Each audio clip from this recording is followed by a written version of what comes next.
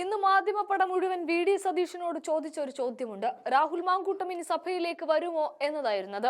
എന്നാൽ ഒറ്റ ഉത്തരത്തിൽ മാധ്യമപ്പടയെ മുഴുവൻ ക്ലോസ് ചെയ്യുകയായിരുന്നു സതീശൻ. ആ ചാപ്റ്റർ ഞങ്ങൾ ക്ലോസ് ചെയ്തു എന്ന ഉത്തരം തന്നെയായിരുന്നു അത്. സണ്ണി ജോസഫ് എന്ന കോൺഗ്രസ് വർക്കിംഗ് പ്രസിഡന്റ് പറഞ്ഞതും ഇതേ കാര്യമാണ്. ആ വിഷയത്തിൽ ഒഴിച്ച് നിങ്ങൾക്ക് എന്ത് വേണമെങ്കിലും ചോദിക്കാമെന്നുകൂടി സതീശൻ പറഞ്ഞു വെച്ചു. എന്നാൽ അതേസമയം മാങ്കൂട്ടം വിഷയം കേസും കൂട്ടവും ഒക്കെയായി അന്വേഷണം ക്രൈംബ്രാഞ്ചിന്റെ കൈകളിലുമാണ്.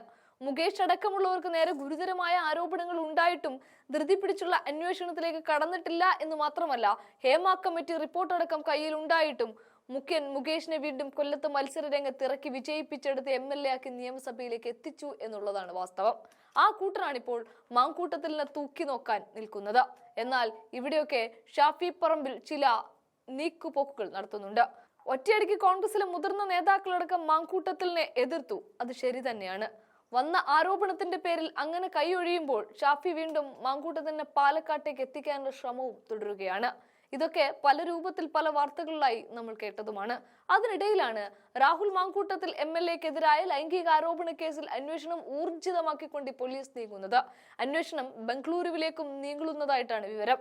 രാഹുൽ മാങ്കൂട്ടത്തിനെതിരെ ആരോപണം ഉന്നയിച്ച യുവതി ഗർഭചിത്രം നടത്തിയത് ബംഗളൂരുവിലെ ആശുപത്രിയിൽ വെച്ചാണ് എന്നാണ് ക്രൈംബ്രാഞ്ചിന്റെ കണ്ടെത്തൽ. ഇതിന്റെ അടിസ്ഥാനത്തിൽ ബംഗളൂരുവിലെ ആശുപത്രിയിൽ നിന്ന് വിവരങ്ങൾ തേടിയതായിട്ടും പറയുന്നുണ്ട്. 2 യുവതികൾ ഗർഭചിത്രത്തിന് വിധേയരായിട്ടുണ്ട് എന്നും ക്രൈംബ്രാഞ്ചിന് വിവരവും ലഭിച്ചിട്ടുണ്ട് എന്നാണ് സൂചന. ആദ്യ ഗർഭചിത്രത്തിന് ഇരയായ യുവതിയെയും ബന്ധുവും രണ്ടാമത്തെ യുവതിയെ ഗർഭചിത്രം നടത്തുന്നതിന് സഹായിച്ചതു എന്നുള്ള പുതിയ കണ്ടെത്തലുകളൊക്കെയാണ് ഇപ്പോൾ ഉദ്യോഗസ്ഥർ പറഞ്ഞു വെക്കുന്നത്. എത്രത്തോളം വാസ്തവമുണ്ട് എന്നുള്ളത് വരും ദിവസങ്ങളിൽ നമുക്ക് മനസ്സിലാക്കാം. എന്തായാലും ഇത് സംബന്ധിച്ച് ക്രൈംബ്രാഞ്ച് വിശദ അന്വേഷണം നടത്തി വരികയാണ്. ഗർഭചിത്രം നടത്തിയെന്ന് ആരോപണം ഉന്നയിച്ച യുവതിയുടെ അടക്കം മൊഴി രേഖപ്പെടുത്താൻ ക്രൈംബ്രാഞ്ച് നീക്കവും നടത്തുന്നുണ്ട്. പുറത്തുവന്ന ഫോൺ സംഭാഷണങ്ങളിലും വിദഗ്ധ പരിശോധന നടത്താനാണ് അന്വേഷണ സംഘത്തിന്റെ തീരുമാനം. അതേസമയം രാഹുലിനെതിരെ പരാതി നൽകിയവരിൽ നിന്ന് അന്വേഷണ സംഘം മൊഴിയെടുക്കുന്നത് തുടർന്നുകൊണ്ടേയിരിക്കുകയാണ്. കഴിഞ്ഞ ദിവസം കൊച്ചി സ്വദേശിയായ അഭിഭാഷകൻ ഷിൻഡോ സെബാസ്റ്റ്യനിൽ നിന്ന് ക്രൈംബ്രാഞ്ച് മൊഴിയെടുത്തിരുന്നു. തിരുവനന്തപുരത്തെ ക്രൈംബ്രാഞ്ച് ഓഫീസിൽ വെച്ചായിരുന്നു മൊഴിയെടുപ്പ്. സംഭവത്തിൽ തെളിവുകൾ കൈമാറിയിട്ടുണ്ട് എന്നായിരുന്നു മൊഴിയെടുപ്പിന് ശേഷം ഷിൻഡോ സെബാസ്റ്റ്യൻ മാധ്യമങ്ങളോട് പ്രതികരിച്ചത്. പ്രാഥമിക മൊഴിയെടുപ്പാണ് നടന്നത് എന്നും പരാതിയിൽ ഉറച്ചു നിൽക്കുന്നതായും ഷിൻഡോ പറഞ്ഞിരുന്നു. പൊതുപ്രവർത്തകൻ AH ഹഫീസ് നൽകിയ പരാതിയുടെ അടിസ്ഥാനത്തിൽ ഇക്കഴിഞ്ഞ ഓഗസ്റ്റ് 27-നാണ് രാഹുൽ മാങ്കൂട്ടത്തിനെതിരെ പോലീസ് കേസെടുത്തത് എന്നും പറയുന്നുണ്ട്.